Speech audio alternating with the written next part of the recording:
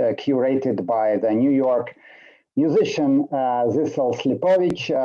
We start the concluding session of the micro series of lectures by Professor Mark Kaplan of Dartmouth College. The commented reading of Moshe Kulbak's masterpiece, the national epic of Belarus, Leifsen.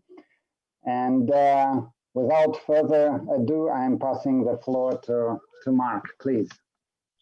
Thank you once again, Simon. Thank you all for being here. I think that for 4 sessions devoted to a Yiddish poem, we have attracted and maintained quite a crowd. Not just numerically is this a large gathering for Yiddishists, but also in terms of your consistent engagement and participation in these sessions has really been very gratifying to me, very inspiring. And I want to thank everybody who's participated in each and in all of the sessions.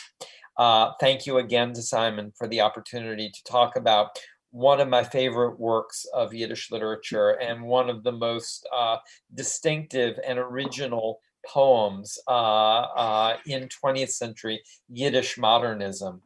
There's a lot more to say. There's a lot more to do while we are gathered together today. I want to just make a couple of comments in terms of the larger scheme of things. First of all, this is not my tie. I borrowed this tie from my dad, and I believe very strongly in giving credit where credit is due. I might have been able to give this lecture otherwise, but I would not have been as well dressed as I am without my father's participation.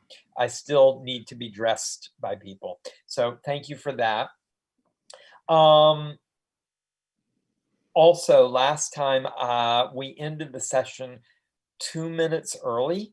So Simon said, I can only get paid if we add 2 minutes to today's broadcast. He was very clear about that. It's in the contract. So please, let's talk about, the poem sufficient for me to make the terms of the lecture series. I welcome your comments. I welcome your questions. If you have an urgent question, please pose it while we're talking. Just join in and write it in the chat. Let me ask though that while we're in the lecture portion, before we open it up to general comments, please do not send me a private comment. And the reason why I ask this is because I missed some private comments that were sent to me during the lecture last time, and I don't want to miss anything. So either please pose a question to the whole audience so that everybody can see it, or wait until we're in the discussion period, which will happen in about an hour or so. Now, let's begin properly. Some more people have joined us, and that's always good news, including some very welcome friends of mine. So, hi, everybody.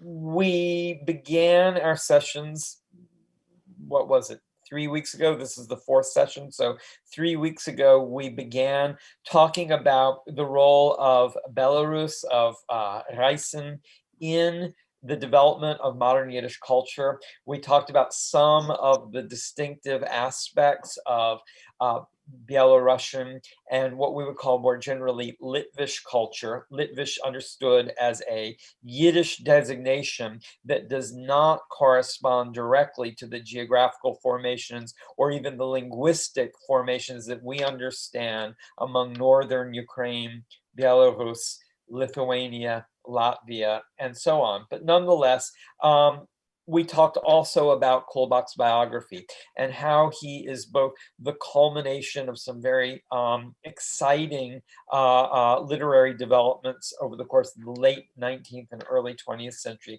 and why he's such an exceptional figure, worthy of our attention, worthy of our close reading, particularly in his poetry. And then we began to read the poem. In our second session, we talked a little bit about the formal contours of the poem, the notion that this poem is what we have been referring to as an ironic or as a Byronic ballad, and what significance the Byronic ballad has in 19th century literature, broadly understood in the American context and the British context. Lord Byron himself, obviously a British poet, in the European context generally, and how it is that Kulbak comes to adapt the Byronic model, not just in this poem, but in some of his later long poems as well. Last time, we talked about the structure of the poem and how the middle section of the poem, which we focused on last time, really reflects a division in the poem that has not just, let's say, an architectural logic, but also a profound thematic significance to the way the poem develops dramatically. So with that very, very brief review, and the reminder, as has been posted in our chat box, that the previous discussions are available online through YouTube and at the Eshkolot website, we're now going to conclude with the final quarter of this 12-part miniature mock epic Byronic ballad, Reisen. And just to reiterate a comment that I made in a previous session, the name Reisen, the old Yiddish name for Belarus, it was not a familiar name in Yiddish. Kulbak is being consciously archaic in his use of the place name Reisen. This is going to be especially significant in today's session, but also he's reminding us of the homonym Reisen, Belarus, but also Reisen, to tear, to rip, to draw asunder. This is also a resonance, so that at the same time as Kulbak paints a picture for us of this strangely idyllic rural meditation about Jewish peasants, he's also emphasizing for us in the name of the poem itself that something has occurred that ruptures our connection to this family, this people, this way of life. And today, ultimately, we're going to be talking about what Kulbak has in mind for this poem. It becomes more grandly clear to us as we read the final sections, and why in thematic, dramatic, and historical terms, the world that he is evoking for us is meant to be understood as a world that we no longer have direct contact with. We'll meditate on this further as a group in a little while. But for the first, I'm going to start by sharing my screen. We're going to go through each poem. We're going to start in the Yiddish. We're going to go over to the translation. I know that the translation is an English translation, which is not necessarily more familiar for some of you than the original is, but please bear with me, and I appreciate your engagement. So here we go with the Yiddish version. I hope everybody can see the screen. I'm trusting that everybody can see the screen. If you cannot, please interrupt me and say we can't see the screen. But we'll start with the 10th section of the poem. Hannah Ganshor reminds us that this was actually sung as a Yiddish song in her childhood. So Hannah, maybe during the discussion you can favor us with a recitation of the melody. I'm going to try my version now. I hope it works okay. Der Vetter Itze. Es hat sich Vetter Itze ausgelernt Schneiderei, macht der alte Sermienkes, Punkt, wie Spogelnei. Macht der alte Sermienkes, Punkt, wie Spogelnei. Kommt in a Derfel an mit der Nadelfaden, hängt Eis a Wieweske, do verrichten begonnen. Hängt Eis die Wieweske, do verrichten begonnen. Sitzt der Vetter auf dem Tisch, terkisch Tamavata, trennt und nitzewit und legt a Latte auf a Latte. Trennt und nitzewit und legt a Latte auf a Latte. Ois gelate wird ein Dorf, geht in a Zweiten, bis lost der Reus von Hand. Dem Gegend Abaneten, bis lost der Reus von Hand, dem Gegend Abaneten. So sich Vetter Itze ois gelernt Schneiderei, macht der alte Sermienkes, Punkt, wie Spogelnei. Macht der alte Sermienkes, Punkt, wie Spogelnei. And now I'm going to stop the screen share, and I'm going to resume the screen share with the English version. Here we go. Uncle Itze, or in this version, not incorrectly, Uncle Itzy. Uncle Itzy. My Uncle Itzy had mastered needlecraft through and through, and he made old ragged cloaks as good as new. And he made old ragged cloaks as good as new. He'd arrive in a village with his needle and thread, and he hung out his shingles, garments repaired here, it read. And he hung out his shingle, garments repaired here, it read. Uncle Itzy sat at the table with a vacant look, legs crisscrossed, ripping, reversing, affixing, patch upon cloth, ripping, reversing, affixing, patch upon cloth. Having fully patched one village, on to the next he flitted, until he let out from his hands a region fully befitted. Until he let out from his hands a region fully befitted. My Uncle Itzy mastered needlecraft through and through, and he made old ragged cloaks as good as new. And he made old ragged cloaks as good as new. Now, there's a lot happening in this brief poem, which seems so simple. But the first thing that we should note is how different the setting and the cultural portrait this is from the rest of the poem. The rest of the poem has been dealing with peasants, people who are close to the land, people who work the land, people who harvest lumber, people who work the fields, people who drive the barges. But here we're dealing with a tailor, right? So says Anton. He reminds us that tailoring, this is a very, very conventional Jewish profession in Eastern Europe. This is not the profession of a village necessarily. This is the profession of a Jewish shtetl. We expect Jews in Eastern Europe to work as tailors. The strong likelihood is my own ancestors living not far from where Kulbak grew up probably worked as tailors. That's why my dad picked out this nice tie for me. Uncle Itza is an outlier in this family. There are 18 brothers in this family. There's the speaker, the poet's father, and his 17 brothers. They all supposedly work the land, but not Uncle Itza. He works as a tailor. And yet, note what an important job the tailor is in this poem. The tailor is the one who goes from village to village repairing clothes. He is in his circuitous route around the villages, the guy that ties everything together, the guy who makes the old clothes look like new. So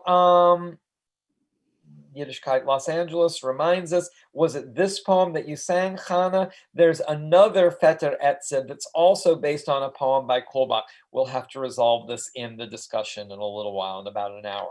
But for the time being, note what Kulbak is saying about the tailor. Now, what he's saying is completely conventional, right? Tailors back in Eastern Europe, back in the era that Kulbak is describing for us, typically worked as patch tailors, people that are called in Yiddish a tandetnik, you know, somebody who takes old cloth and repurposes it to make something new. What is Kulbak himself doing in this poem, though? He's taking old material, folkloric material, some of it, you know, so old, so hallowed as to be verging on the cliched, and he turns it into something completely new. He reconfigures the old, seemingly familiar Yiddish past and makes it into a new garment. And it's a garment that stitches together the shtetl with the village, the peasants with the artisans. Now, we might say, well, this sounds precariously close to the Soviet ideal that the farmers and the workers were going to come together and create a new way of life, a new human being, a new society. There's an element of that, but keep in mind, Kulbak is actually writing this in Berlin in 1922, long before he had committed to living in the Soviet Union. And there's an element of this, there's an aspect of this, there is a connotation of this that's not just specifically Soviet or what we could say in 1922 is perhaps Bolshevik, but actually it was a general ideal that informed the radicalism of a spectrum of ideologies. The Soviets wanted to bring the workers and the farmers together. The Zionists actually wanted to do the same thing. They wanted to remake Jews into a productive workforce, a productive society of artisans and farmers. The Bundists certainly wanted to do the same in their own ideological territories. And there's an element ideologically we talked about in previous sessions, an idea of Doakite, the idea of presentness is the ideology that animates Yiddish culture in the interwar era. There is the idea of Landkenntnis, appreciating and knowing the landscape, which is an idea that is dear to socialists, assimilationists, and Zionists in Poland in the interwar era. Kulbak, in effect, is speaking to all of them. And yet, at the same time, he is making common cause with none of them from his position in Berlin. And this is a theme that I write about somewhat at length in a book that might just be forthcoming in a few days or weeks.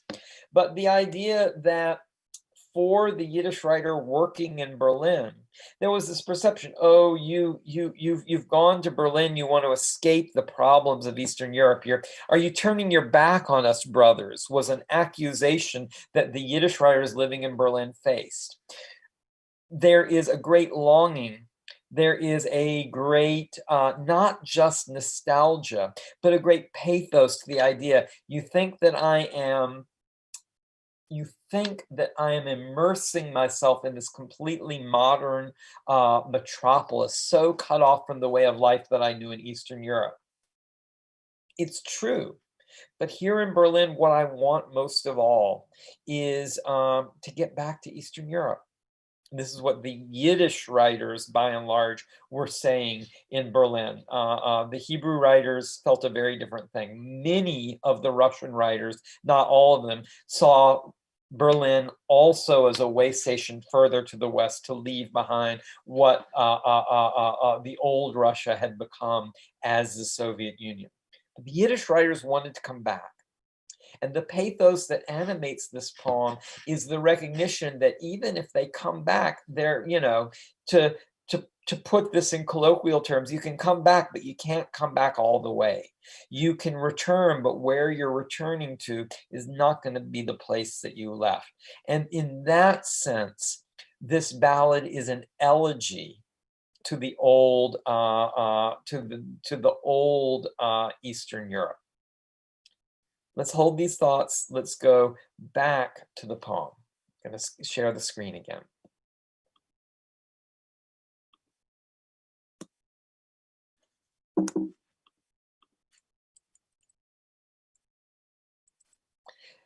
Winter by Nacht in der Altitschker Chate. At night in the winter in the old cottage. Is men gelegen bei Nacht in der Altitschker Chate. Geräuchert die Lilkes, die Größe, gebrummt und gesoppet. Vermattete haben die Vetters geguckt, tame Warte.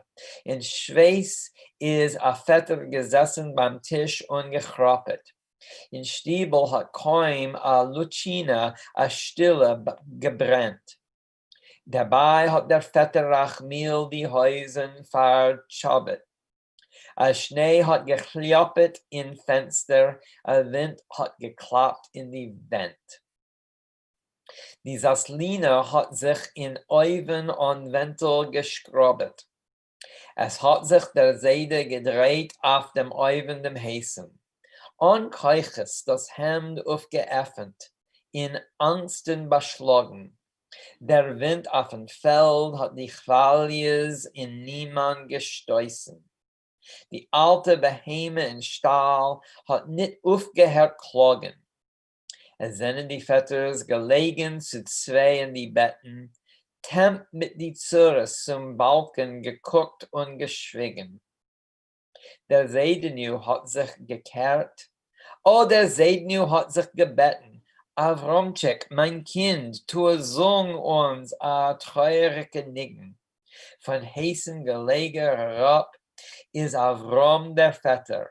In Heuscheknisch is gewen wie a Jodla agroa. Hat gegeben a Song wie a Wind in ossiendicke Blätter, hat gegeben a dunkle Chate a Woje. Alsoi wie es wojet a Wolf, bei der Nacht auf die Wegen, alsoi wie es wojet a Wolf, a verschneite, beleuchtene Plänen. Verteite seien die Vetters, wie Kletzer gelegen. Es hat plötzlich der Seidenu still angehoben zu weinen. Hat sich gedreht auf den Euven, geklappt in die Ziegel. Oh Gott in you, help us, help, es ist finster und bitter. Dem Vetter Avram ist durch in die Beine zitter. Es hat sich der Nigen gegeben a Goss wie a Spiegel, gegeben a Klung wie a Wasser in Näpplen in Blue. In Heuscheknisch is gewein wie a dem a Gesunter. Hat a Tresel getan die Chuprine, a Ruf und a runter. Das hat der Sein in dem Cholem Nastasien.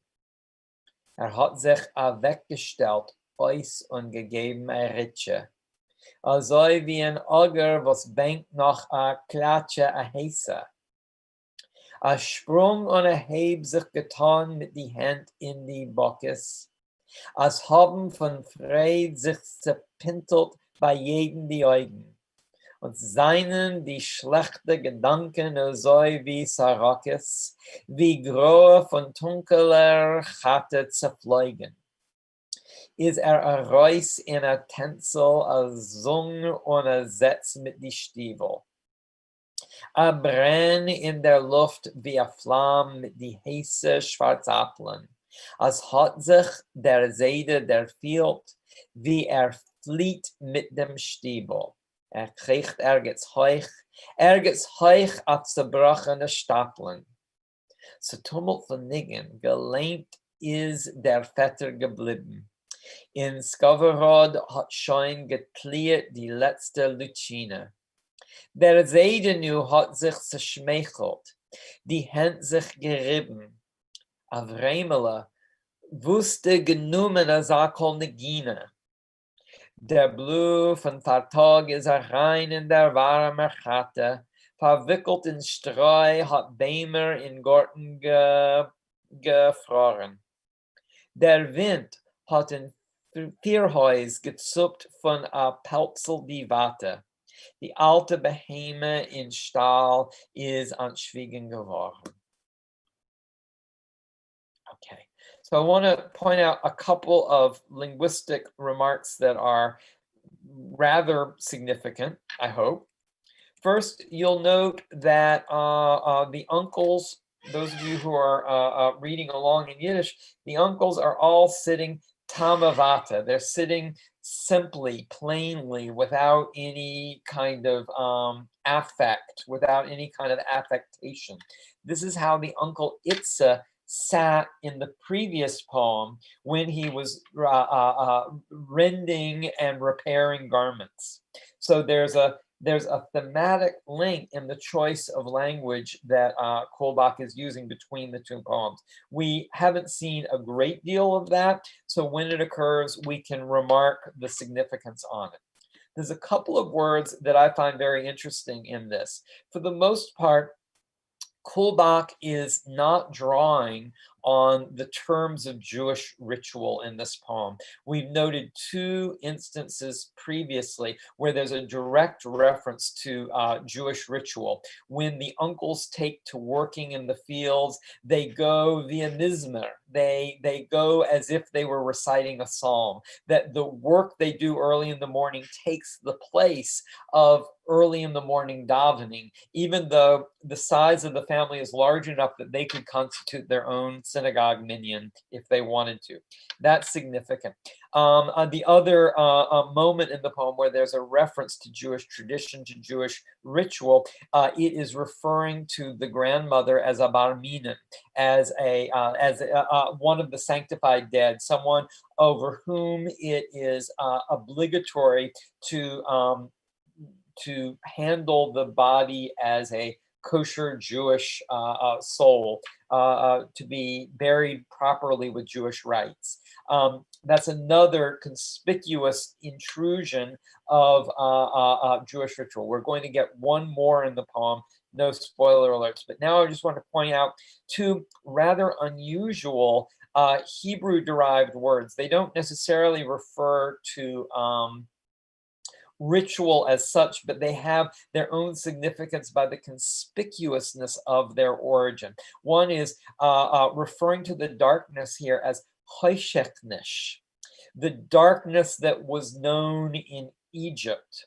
It is used as an adjective here, but in general, choshech is a very unusual word to describe darkness in Yiddish. And it's something that I have not really encountered very much before 20th century Yiddish literature, where I've encountered it quite a great deal. And the way that I would explain this, I don't necessarily think that what Kulbak is saying is that night in the wintertime in the old cottage is like the darkness of Egypt, the darkness of the ninth plague, but that the use of this word choshech indicates that the Yiddish language as such is exploring new, what we could call dialectical avenues of expression, that the Hebrew gets more Hebraic than it was in the 19th century, that the Slavic gets more localized and regionalized than it had been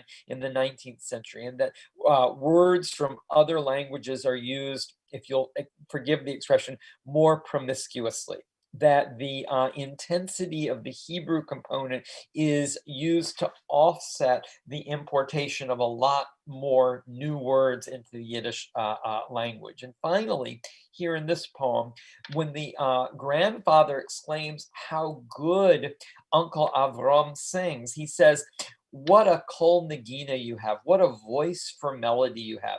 Kol negina, again, this is a word from Hebrew, from the Hebraic or Lashon Kodesh component of the Yiddish language.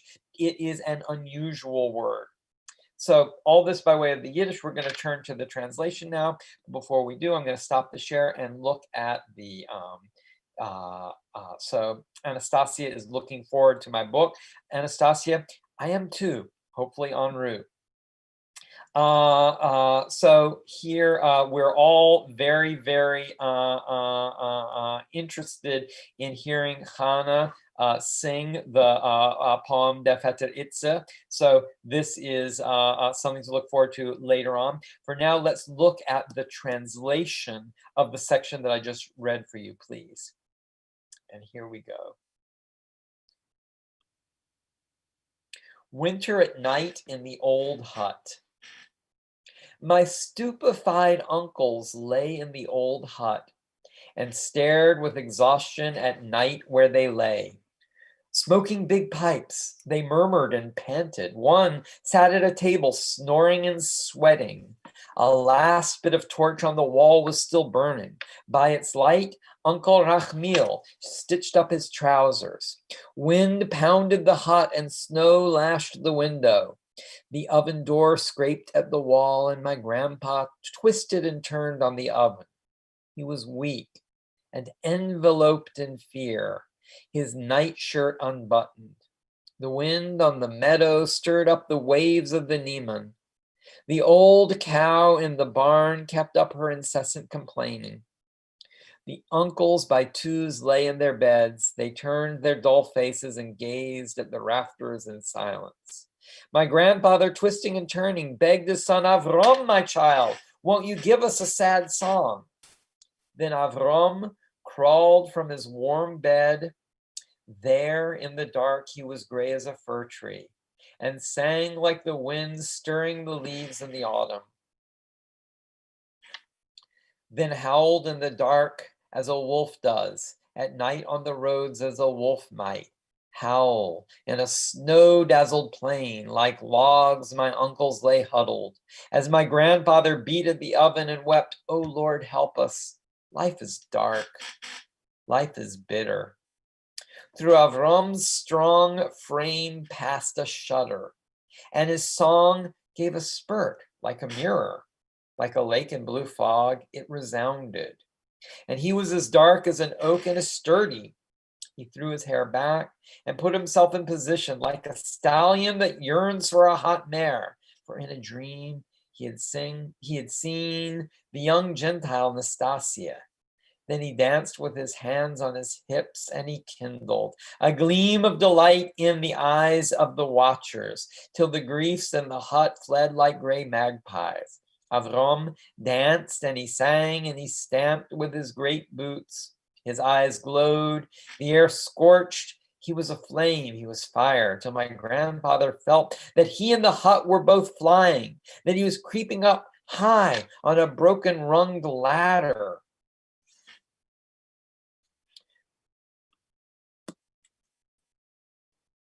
My uncle stood still, confused by his singing.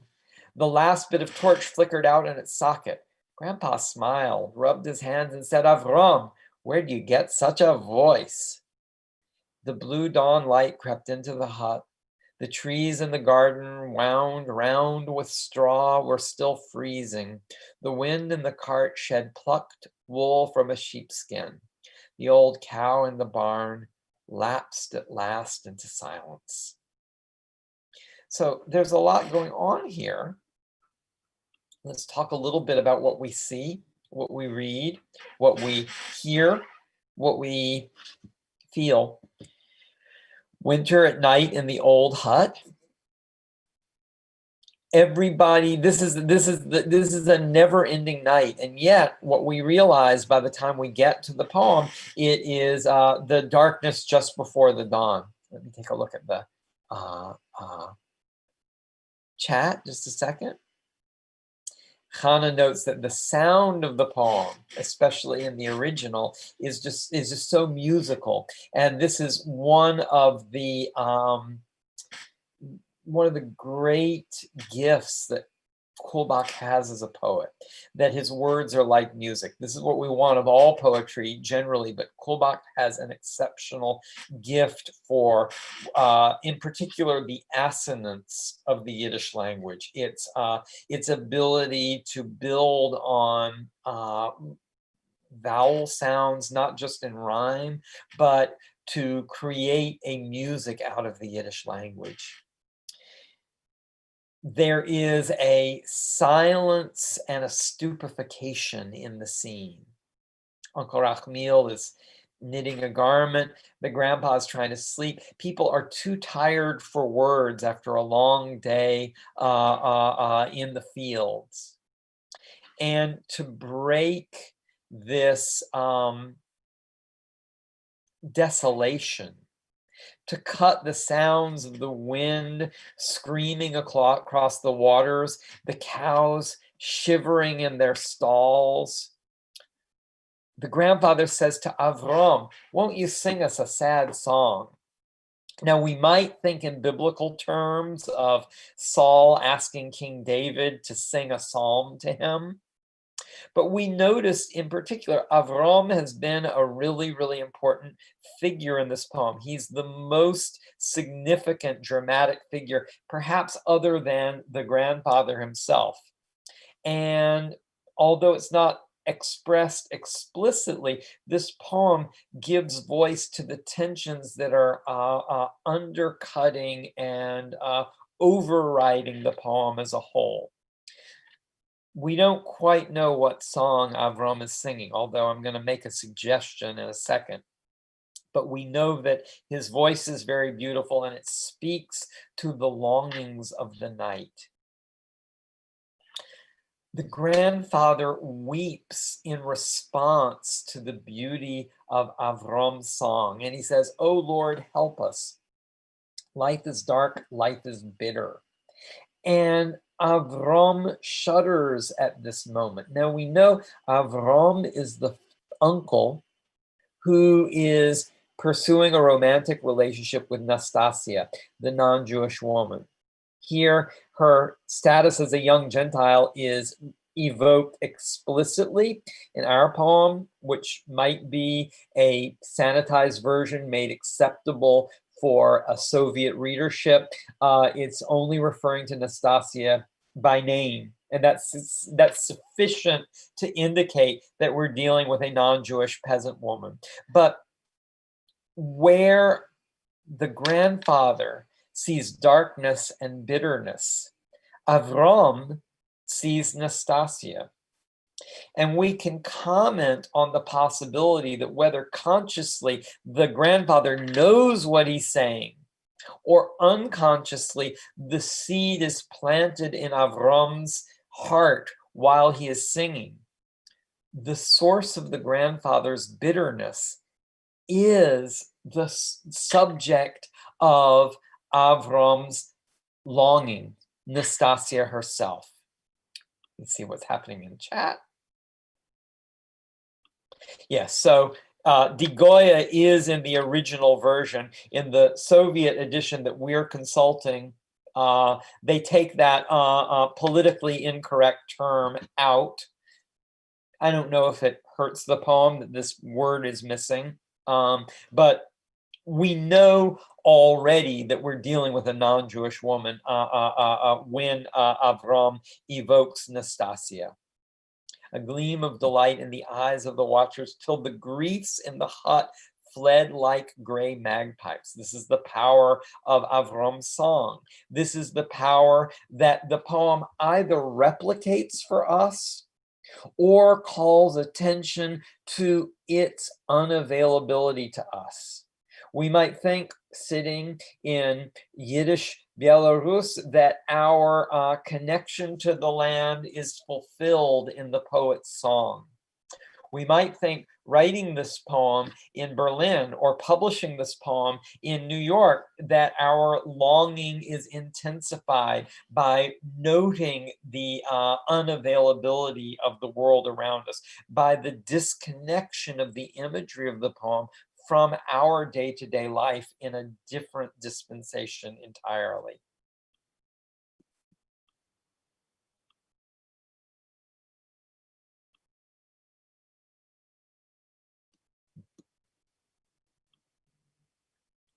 So for Anton in our chat, this is, as it were, the kind of late night discussion of three old wise men together at night.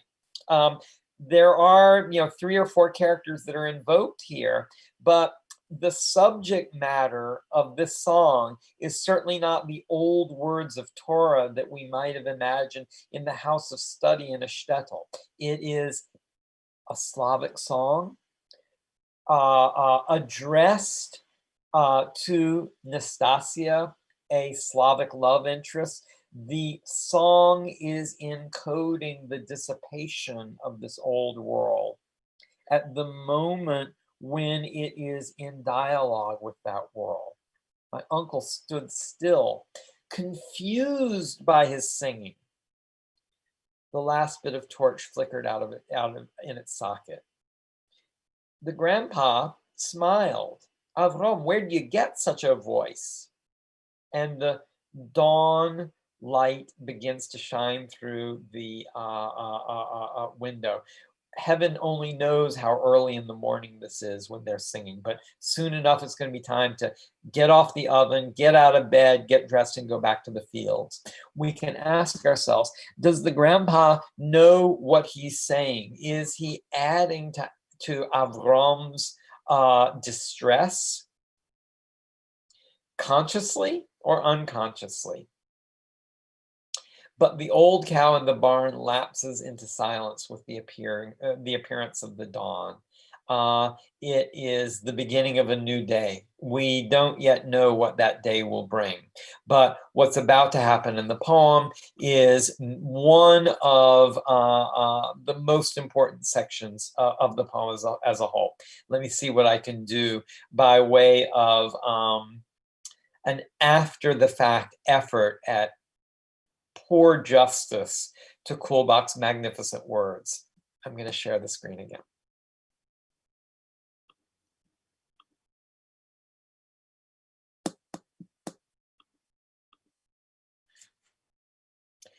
Antosche spielt auf der Bandura.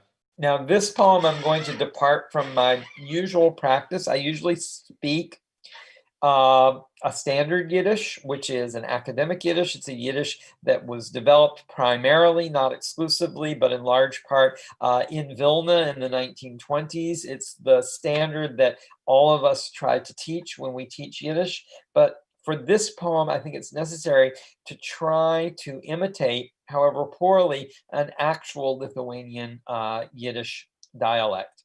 Bear with me, please. Antosche spielt auf der Bandura. Hey, hey, hey, Antosche, tu a Zung, tu a Klung, auf der Bandura, Schure, Bure, Mure, Ture, Otte See, hey, hey.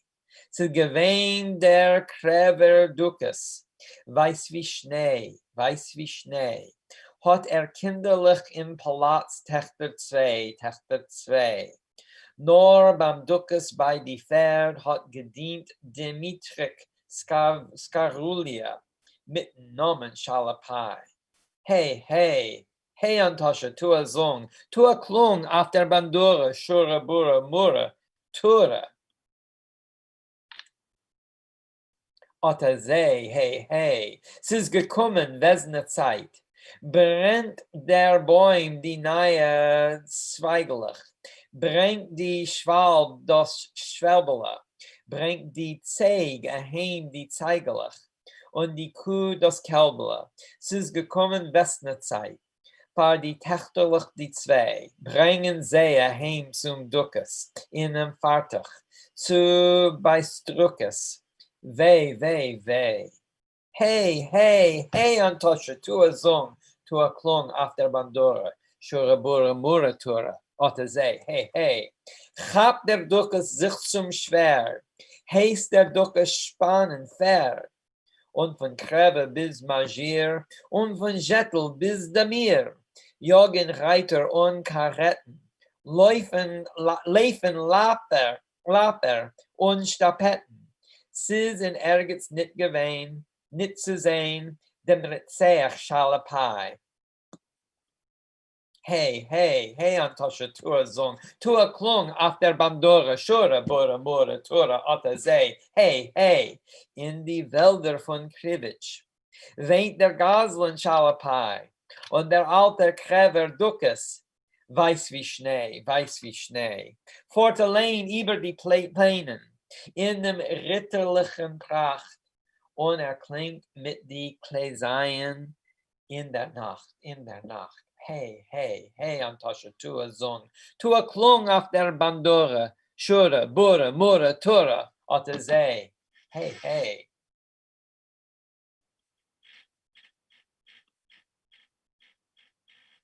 This is also a musical song. Indeed, this is a musical song. This is a song that's meant to be sung, and I'm going to go a little bit further in my discussion of its significance after we read the translation. But I want to remark, as Fagel is, and as all of us are when we hear this, this is clearly meant to be a kind of a folk song, and we understand this through the repetition, through the regularity, through the compression of the lines. Simon has given us a musical setting of this, which maybe we can listen to in the discussion as a group. What I want to say out the bat because there's a lot to be said about this. Again, this is one of the most important sections of the entire poem in terms of explaining the logic and the motivation of the poem.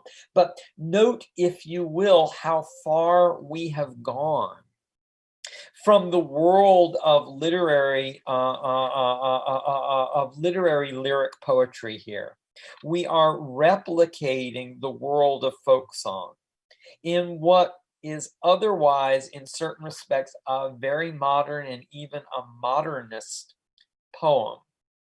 And one of the distinctions between folk song and lyric poetry is the extent to which folk song doesn't just aspire to the musical quality of language, it depends on that quality, to the point where the refrain of the poem actually has words that make no sense. They're nonsense words. They're only there to keep time, to fill in the musical spaces that the poem depends on in order to be a folk song.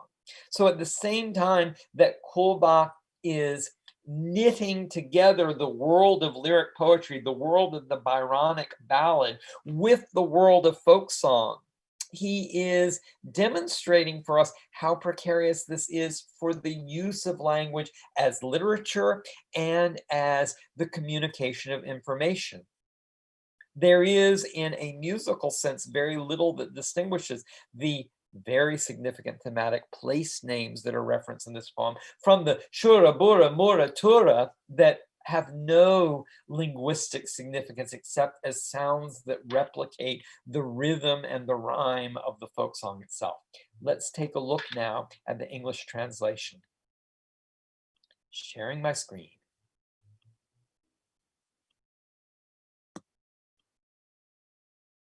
Antosha plays his bandura.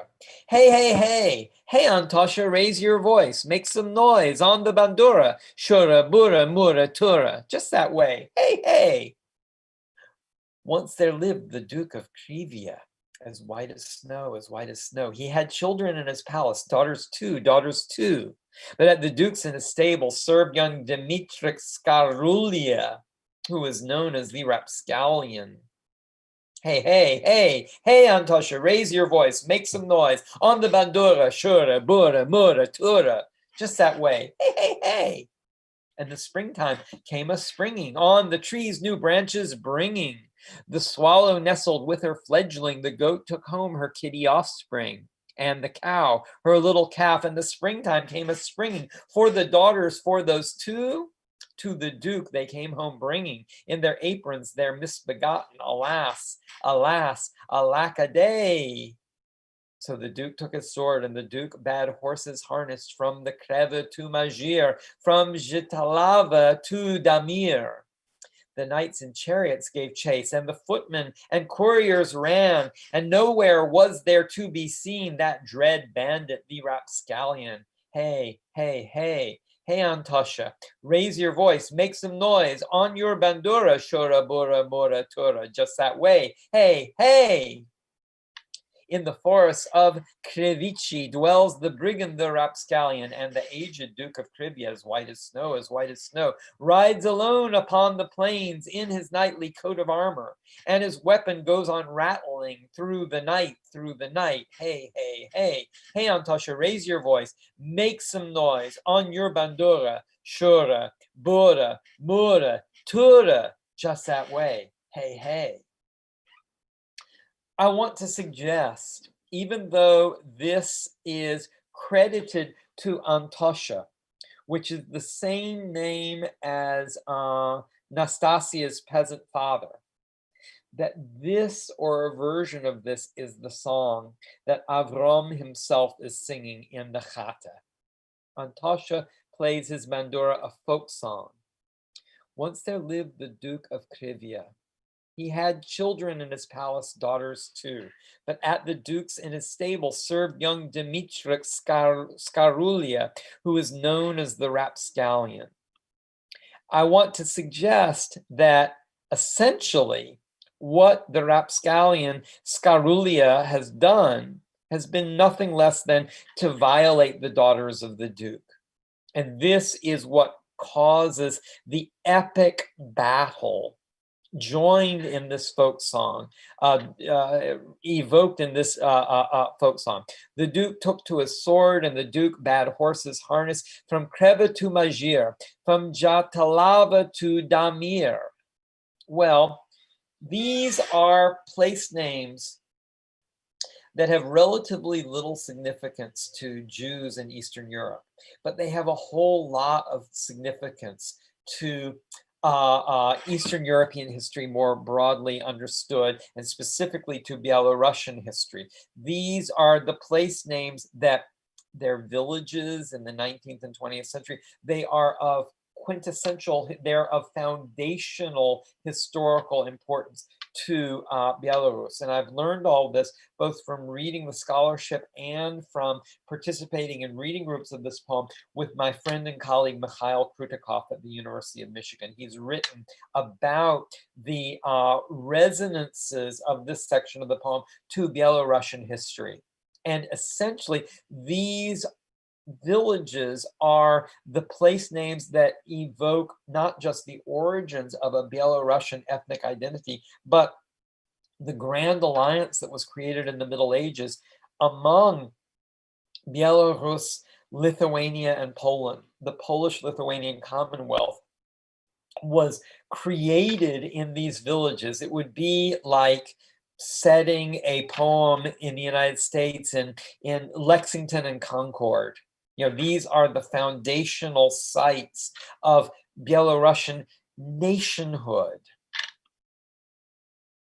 In the forests of Krevichi dwells the brigand the Rapscalia, and the aged Duke of Krivia, as white as snow, rides alone upon the plains in his knightly coat of armor, and his weapon goes on rattling through the night, through the night. It's as if the ghost of the Duke of Krivia continues to haunt the landscape that Kulbak is evoking. And what's so remarkable about this, and what is fundamental to the poem, is it is in this section, it is in this chapter of our ballad that Kulbak most explicitly sings the song of the Belarusian people. This is the moment where the tale of a tribe, the tale of a large family of Jewish peasants, becomes the song of Belarus itself, sung paradoxically in Yiddish. As I meant to suggest earlier, this is the song that Avram has learned from Antosha, and he brings it to the chata. He brings it to the hut where he and his family resides. It becomes a song simultaneously of the Belarusian people and the Jewish people. It becomes an epic of the old Polish-Lithuanian Commonwealth, the conjoining of which was the foundational moment not only for any subsequent epic of Eastern European greatness as distinguished from Russian imperialism or German nationalism, all the ethnicities in between those larger geopolitical powers of the modern world. It is also the moment in which Jews came to Eastern Europe. It was under the auspices of a Polish-Lithuanian Commonwealth in the Middle Ages that Jews came to Eastern Europe, and that Yiddish became an Eastern European Jewish language. So Kulbak is simultaneously singing a song of Belarusian nationhood in Yiddish and identifying the origins of that nationhood in the origins of a Lithuanian Yiddish Jewish consciousness. And that's one of the reasons, I think, why this song must be sung in a Lithuanian Yiddish accent, as poorly as I have replicated it for you here. because the regional specificity here signifies simultaneously for Jews and non-Jews as a fusion of the two nations. Now, we've got some comments that I anticipate are going to be very important, so let me read them. So Anton is reminding us that folk songs and lyric poetry are very different, but there's a whole literature devoted to this, indeed. Zisha's version is based on another version. There are dozens of publications of the poem with a lot of little differences. I love this poem too. The Zisel sing it. And Anton says it's the same song. It's the same song with a different chorus, right? It's the same song in a different intonation. It's the same song in a different language. It is a song that is meant to evoke multiple nations simultaneously. And that simultaneity is the vantage point from which Kulbak sings this song. He is declaring, I am Belarusian. I am a product of the Polish-Lithuanian Commonwealth. I am Jewish. I am a Yiddish poet. And at the same time as I am all of these things, I'm also, lamentably, none of them, because I'm a guy looking for work, trying to support himself, trying to express himself in Berlin, which is the closest metropolis to these regions, but it is also their repudiation. It is their antithesis. This is Kulbak lamenting his own exile from this notion of a homeland that is in the process of being remade as a completely different space under the auspices of the Soviet Union. And Simon notes, interesting that Christianity is what has been taken out of this Polish-Lithuanian Belarusian foundation myth. Indeed, but this, Simon, you're raising the most important point here. This is significant to the construction of a Belarusian national identity as distinct from Polish nationalism, Lithuanian nationalism, and Russian nationalism. Russian nationalism is inextricable from the Pravoslavna Eastern Orthodox Church. You can't have Russian nationhood, nationalism, without loyalty to the Russian Orthodox Church. This was fundamental to what defined Russian nationalism. You can't have Polish nationalism without dedication to the Catholic Church. In the imperial formation, specifically in the Austrian Empire, there was a very ingenious solution to this problem of church and state. There was the creation under Austrian auspices of a Greek Unionate Catholicism. It was a Catholicism that followed the rituals of the Eastern Orthodox Church, but pledged loyalty to the Austrian Kaiser. It was a specifically Austrian variant of a larger theological and political problem that resulted in the creation of what was known in Austrian terminology as a Ruthenian ethnic identity, as distinct from a Ukrainian one, which implied allegiance to Russia. But Belarusian national identity is something different. It is not tied to the construction of a specific theology or a specific church. And therefore, what Kulbak is drawing attention to is the possibility that Belarus in particular holds the offering of a national identity in which Jews can also be included. Now, there's a lot to be said about this. I'll merely make the point that in the modern history of Belarus, Yiddish has always been one of the national languages that have been recognized in Belarus even today. So Kulbak is referring to that. Shalom Leaf points out the song also alludes to Avram's seduction of the apron Nesasi. That is absolutely true. That is absolutely implicit in this song, which makes Avram in this reading, in this interpretation, the not just the singer, but also the song itself, the impulse for the folk song. He's the rapscallion. He's the seducer. He's the violator of the Belarusian princess, who's also at the same time a water nymph, who's also a mare, who's also a force of nature. She is the physical embodiment of the Belarusian landscape and the physical embodiment of the Belarusian people. And that is who Avram has attached himself to. Is this unnatural? Or is this the most natural expression of a Belarusian Jewish synthesis possible?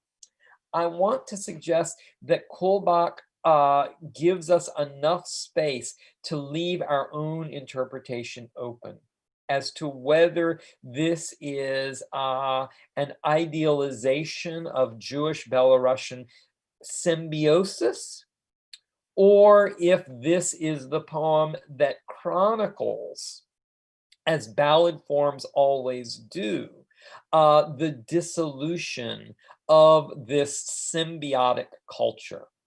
Let me put it this way. Ballads, and I've said this before, I'm going to reiterate it because I'm hoping and trusting that this is pertinent to our discussion. Ballads commemorate the transformation of history into legend. Byronic ballads, as written by Lord Byron, as written by Heine, as written by Peretz, as written by Kulbak, signify the dissipation of legend into history. Kulbak here is articulating a moment of rupture when both possibilities are simultaneous. The welding of contradictory historical perspectives within a single voice is the work of myth. Folk song is an attenuation of myth into everyday historical life. And the modernist lyric refigures the terms of these oppositions. Dream and waking, as Anton reminds us. Let's see whether the final section of the poem and the last section that we'll discuss before holding it open to larger questions signifies the dream or the awakeness. Let's take a look at the Yiddish original, or at least the Soviet redacted Yiddish original. Still pretty close to the original. Section 12. Der Seidenu kommt starben. Gru wie Täub is vernachlich der Seide gekommen von Feld. Zurechtgemacht still das Geleger und abgesagt Widde. In Herzen segnet sich Rökerheit mit der Welt. Und dann zugeschlossen an Keuches die Augen die Miede. Und sie seien die Vetteres gekommen zu Koppens von Seiden, herabgelost tief die wachsene Cap und geschwiegen. So etwas verschämet die Herzer und nicht gelost reden. Verschämete Herzer, als if's nicht gekonnt herauskriegen. Pamela hat damals der Seide geöffnet die Augen, es waren a Schmeichele übergegangen sein Pannen. Hat sich gesetzt auf dem Bett, kaum sich übergebeugen. Und ort, was der Seide hat damals gerät zu die Bonnen. Du, Orche, Mein Bechor ist gewähnt der Jesod von Mishpacha. Der Erste entfällt und der Letzte gesetzt sich zum Tisch. Die Erde hat sich warm geöffnet von unter dein Soche. Also wie die Erde soll dein Samen sein, fruchtbar und frisch. Rachmiel, wer kann sich mit dir auf der Lonke vermästen? Gewinn ist dein Kosse in groß, wie ein Fleitzel von Feuer. Dich kennen die Schlangen und die Sumpen, die Vögel in seine Nesten. Die Brache soll ruhen bei dir in der Stall und in Scheier. Du Schmulia, der Teichmensch, nicht auf der Welt ist gleichen. Beständig dem Busche auf die Plätzes, beständig an Nasser. Geschmeckt hat mit Schuppen von dir, mit dem Reich von Schleim in die Teichen. Gebencht sollst du sein auf dem Land und gebencht auf dem Wasser. Es ist Nacht zugefallen. Die reutige Scheiblich von Chate in dunklen nicht haben geworfen Schein auf dem Seiden. Es haben gestummt meine Vetters, gestummt hat der Tate, und nicht gelost fallen ein Wort von seinen Menschen und Reden. Dann hat sich der Seide gesegnet, die Glieder zusammengenommen und still und auf ewig die Augen die Starre verschlossen. Geguckt hat der Eulam, geguckt auf dem Körper, dem Stummen, und gar nicht gesehen und kein einziger Träger nicht vergossen. Ein Vogel hat ergens im Wald ausgeklockt, vor der Nacht seiner Leiden. Die letzte Lucine in Chate hat kaum noch gegliedt in die Funken. Und zu seinen die Vetters gestanden zu Koppen von Seiden. Die schwere, bewachsene Cap in die Achsel versunken. I just want to note here before we go on to the translation that here the word for darkness is tunklinish, a far more ordinary and common word than hoisheknish, which we saw 2 chapters ago in the description of the night of night in the hut in the wintertime. I'll also note 2 words of ritual significance. The grandfather describes the blessing that he gives on his children as a bracha, the actual Hebrew word for blessing. And he describes his own confession is referred to as avida, the actual Hebraic formula for the confessions of a dying person. I'll turn it over now to the English translation. We have one more comment to read.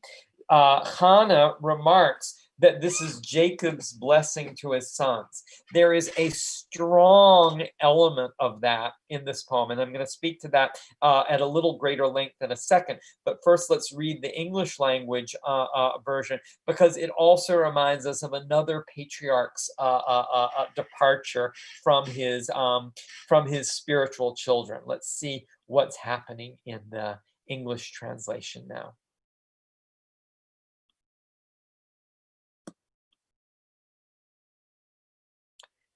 Grandfather dying. Gray as a dove toward evening, my grandfather came from the pasture. He made up his bed and said a prayer of confession, actually the prayer of confession. Then inwardly bade his farewell to the world and closed his eyes, utterly exhausted. My uncles came in and gathered around at his bedside. Bowing their shaggy heads, they stood about silent. Something clutched at their hearts that left them all wordless, clutched at their hearts and kept them from sighing. Then slowly my grandfather opened his eyes and a smile spread over his face. He sat up, though it cost him much trouble. And here's what he said to his sons. You, my Orcha, you've been the family keystone, first in the field, then the last one to sit at the table. The earth opened warmly to you and your plowshare. May your seed, like the earth, be forever as fresh and as fertile. And you, Rachmiel, who is like you in the meadow, your scythe in the field was an outburst of fire. You are known to the birds in the air, to the snakes in their marshes. May my blessing rest on your barn, and blessed be your stable. You, Shmulia, riverman, who in the world is like you, eternally wet and always a lash at your shoulders, smelling of fish scales and smells of the scum of the river? Blessed shall you be on the shore, and blessed on the water. It was evening. The glimmer of red at the window cast in the darkness a tinge of light on my grandpa. My uncles were still, and silent too was my father, and caught every word of his blessing. Then grandfather said his goodbyes and gathered his limbs together. He closed his eyes, his wide eyes, one more time, now and forever. The watchers looked on and regarded his muted body. There was nothing to see, and no tear was shed by my uncles. A bird in the forest sang to the night of its sorrows. The last bit of torch in the hut still gleamed in its socket. My uncles formed a small band round my grandfather's pillow. Their shaggy heads drooped on their shoulders. So, as Hannah points out to us, this reminds us very strongly of Jacob's departure from his sons at the end of the book of Genesis. It's absolutely meant to remind us of that. But before that, the description of the grandfather gathering himself in and preparing himself for his righteous death should remind us of the end of the book of Deuteronomy, where Moses retreats from the children of Israel to the top of Mount Nebo, where, according to the plain meaning of the text and elaborated upon in the rabbinic midrash, he actually prepares his own grave. He's actually the only person in history to have buried himself. It's meant to be both of these farewell scenes. And it's also meant to be neither of them. Because even though the grandfather very explicitly, very clearly, very movingly dies the idealized death of a Jewish patriarch, including even here, both the stipulated rabbinic confession in Hebrew and the ideal act of blessing his children, let's keep in mind, he's not in the promised land. He's not even close.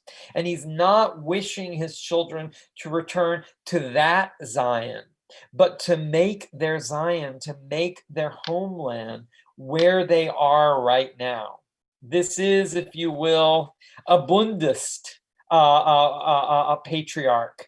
Blessing the land and blessing his children in the land, not promised to their ancestors in the Torah, but where they find themselves now. For better or worse, we don't go through 18 blessings. We only go through 3 of them, to Orcha, to Rachmiel, to Shmulia.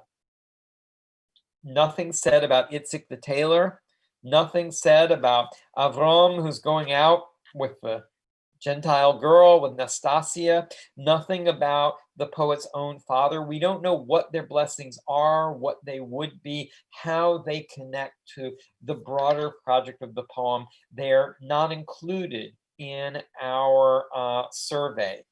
We see Orcha as the keystone of the family.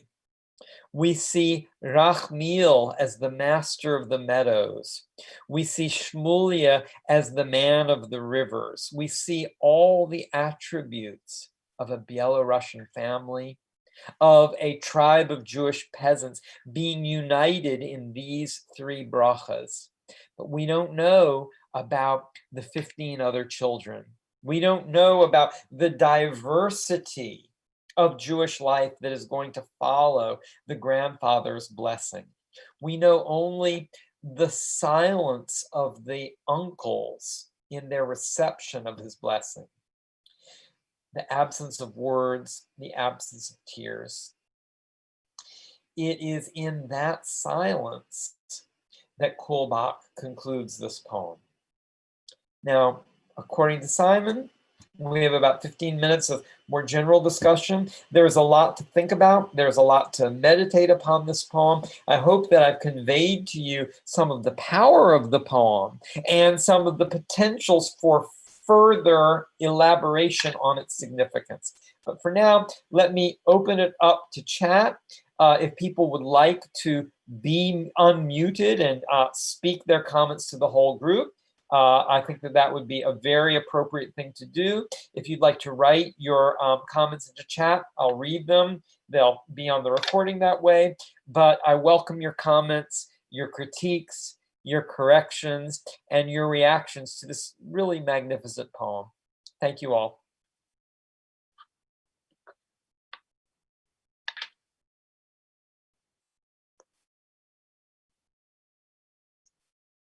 Thank you, Hannah.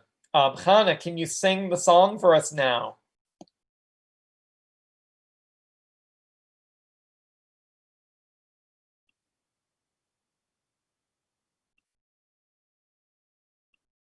I take your silence as complicity.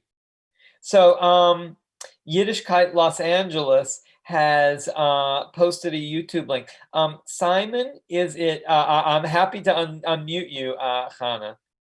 Unmute.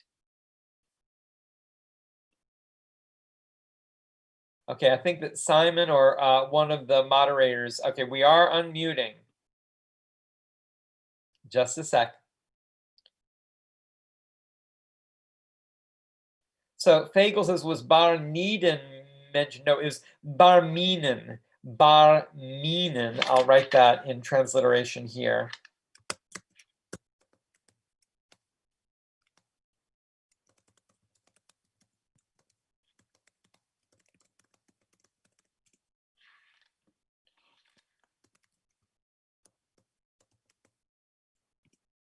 Bar Minen, not to allow for the auto mute, autocorrect to Kana, are you there? Yeah, I am. Do you hear me? We do, and it's magnificent, and we are waiting your solo. Hold on, let me get the text. I have to tell you, I don't think that I've sung this in oh my goodness, close to 70 years. So let's see what I remember. So der Väteritsche ausgelernt Schneiderei, macht der alte Semjenkes Punkt wie Spogelnei, macht der alte Semjenkes Punkt wie Spogelnei. Kommt der Renner der Fuhr mit Nordel vor dem, und mit Nordel vor dem hängt der Reuser wie Feske, doch verricht man begodim, hängt der Reuser wie Feske, doch verricht man begodim, and so on. That was great. That was really beautiful. So tell us a little bit, if you can, about, I mean, did you just learn this at home? Did you learn this at home? At home. I have to tell you, I grew up in a Buddhist home, and my mother was from Vilna, and both were very, very knowledgeable and committed to Yiddish culture, and about my mother and Kulbak. Yeah. And this must have been a song that they sung in the Bundist youth movement, because my father was one of the leaders of the Jugendbund in Warsaw, and he taught us most of the songs that I know. And it must have come from that. Yeah, no, that's magnificent. That's so great to hear. And, I just want to elaborate that, Kulbak was very involved in youth culture when he returned from Berlin to Correct. Vilna. He Correct. was a teacher. He Mhm. produced Yiddish plays. Among the plays he produced was a very early Yiddish farce that was written in the 1790s called Leifsen and Bremelai. It was maybe the first Yiddish language production of this play. And certainly the first production of this play in, over a century. The way that my teacher David Rostis described it, Kulbak was like the Bob Dylan of Vilna. That he was seen as a kind of spokesperson for the youth in Vilna. Totally. Yeah. A totally charismatic guy. If we see photographs of him, I don't mind saying he's rather easy on the eye, especially in comparison with a lot of other Yiddish poets. Very handsome man, very charismatic, and really speaking to a kind of a bohemian spirit, a kind of free spirit, and a kind of absolute dedication to Yiddish culture. Yiddish culture, I think, more significant than any particular explicit ideology, whether it would be a Bundist or some other variant. And this was, I think, the conviction that led him to rejoin members of his family in Belarus. This conviction that as long as I'm singing this Yiddish song, as long as I'm writing this Yiddish literature, I'll be okay, whether I'm in Poland, where life is becoming very, very difficult right now in the late 1920s, or in the Soviet Union, where hopefully life will be better, where Yiddish literature is recognized, where Yiddish writers are supported, where there's still an audience for the kind of literature I want to be writing. Of course, history didn't work out that way. But that was our ability to reconnect with people such as yourself, Hannah, who had a nearly direct connection with Kulbak, is the task of contemporary Yiddish culture to nurture the flame that remains, however flickering, from those continuities, to a Yiddish culture that spoke to a better world that was available than what was available to the participants of that culture. They worked to make the world a better place, and we today, in our pandemic, in our political frustrations, in our anxieties about the future, we continue to work to a better world. And I hope that Yiddish poetry can inform the aspirations for the future that we want to create. Now, both Seema and Simon have pointed out the idea of stitching the world together. Uncle Itch's Schneiderei, his tailor arbit, his tailor, I don't know what language I'm speaking, I apologize. His work as a tailor, stitching the villages together, stitching the folk songs together, stitching the garments together. That there are Hasidic associations to this. There are associations to a notion of repairing the world, not just repairing a garment. Those are not uniquely Hasidic. We don't generally associate the Litvish culture that Kulbak is striving to represent in this poem with Hasidic Jewry, although there were certainly Hasidic Jews in Belarus, in the areas around where Kulbak came of age. But the notion of repairing the world is, we can say, a more generally Kabbalistic notion. Not, it's popularized through Hasidic culture, but it's not exclusive to Hasidic culture. And note, if you will, that Kulbak is simultaneously they are simultaneously stitching these poems together and revealing the seams, revealing the rips that lie just beneath, which is what Reißen, to tear, signifies. Seema is pointing out, Zedeniu, Bobeniu, these are Polish affectionate name endings, not Lithuanian ones. It would be Zedele, Zedeke, Bobeniu, Bobeke, that would be more Lithuanian. It's a good point, but of course, for Kulbak and for his readers, both endings, both the Polish influence on Yiddish and the Slavic or the Eastern Slavic, the Belarusian or Lithuanian Baltic influences on Yiddish, both would be attainable. He's striving toward a synthesis in his writing. Tamara wants to ask about the lack of Jewish women in the poem in this family of men, aside from the grandmother.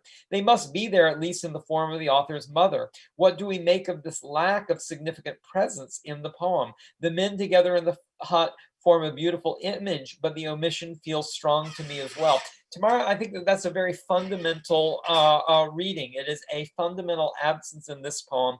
It is an absence that reflects a similar baffling omission of women in the book of Genesis. We hear about the 12 sons of Jacob. We hear only about one sister, and that's the sister who was violated by the townspeople of Shechem in last week's Torah portion. Well, so how did the rabbis finesse this? Where did the 12 brothers get their wives, since there's no reference to them returning to Laban's family back in Haran, and there's certainly no mention of them marrying the forbidden Canaanite women. According to the Midrash, with each of these sons, a daughter was born to Rachel or to Leah or to Bilhah or to Zilpah. So they were marrying their own sisters. That's the Midrash's explanation, which supposedly is a better explanation than these boys marrying non-Jewish women. Okay, we won't comment on that, but there is a notion in this poem, and I would say that it is a dramatically fraught notion that draws on a larger problem of Jews in the villages. These are village Jews, these are not shtetl Jews. It is in the shtetl that the Jewish family remains a force of continuity. And for many Yiddish writers, it is a source of tremendous claustrophobia. The problem with the villages is that continuity gets ruptured. So the great lament of village literature, not just in Yiddish or in Hebrew, but particularly in German, is that the children won't find a spouse. They will marry a non-Jew. And that seems to be the tension that Kulbak is drawing upon, because the only love interest that's actually narrated in this poem is the love story between Avram and Nastasia. So the absence of Jewish women is meant to signify, I think, the absence of Jewish continuity, both of the shtetl to the village and the villagers to their offspring. So Anton asks, is a shtetl eingenommen? It's really a reasonable question. Well, I agree. You know, do we like the shtetl or do we dislike the shtetl? Every Yiddish writer and also every Hebrew writer of the 19th and 20th century maintains a love-hate relationship with the shtetl.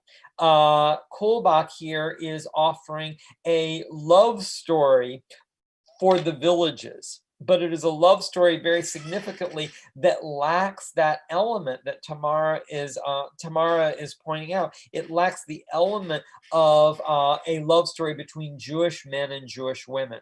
That is what is omitted from Kulbak's love song to the village. Other thoughts, other comments? I certainly want to take this opportunity at this moment to thank everybody for your engagement and your commitment. 4 sessions in widely different time zones. It's a lot to ask of people. It's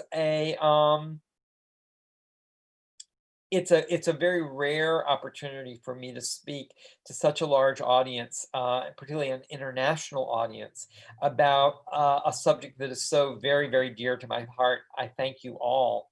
Hannah talks about the idyllicism of this poem in connection with a Yiddish play that was made into a very explicitly Zionist movie, Yiddish Zionist movie called Die Grüne Felder. Which is one of the more famous and really one of the better Yiddish movies that was made in the 1930s.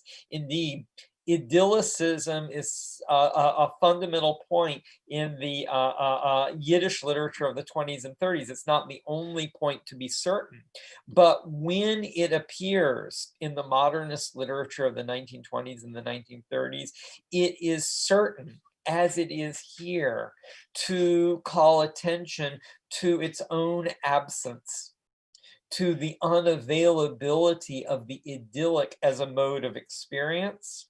And therefore, the idyllic becomes a mode of reverie, of nostalgia, of reverence, of longing, and of aspiration in the better world that we as Yiddishists of the 1920s and 30s hope to create somewhere else. Well, we all of us strive to create a better world, whether we see that better world in the villages or in the small towns or in the cities. We all hope to make the better world. And I hope to make a better world with all of you, with the legacy of Yiddish poetry in our hearts. I hope that we can do this all again together. Simon, a nation of 28 participants, looks to you now. I hope that we can organize this soon and that we can all meet together, either in person with vaccines instead of masks, or online, where we can all talk about this literature again very soon. Thank you all. I wish you happy Hanukkah. I wish you happy holidays and a good, bright, healthy new year. Thank you. And we really intend to maybe hold more such seminars early next year. And your suggestions are welcome, by the way, suggestions of text to read. And I hope we will meet again. Thank you, Mark. And all the materials of this seminar, the recordings, we'll also edit them into YouTube videos. So I will keep you posted. Thanks, everybody, for your great questions. Goodbye.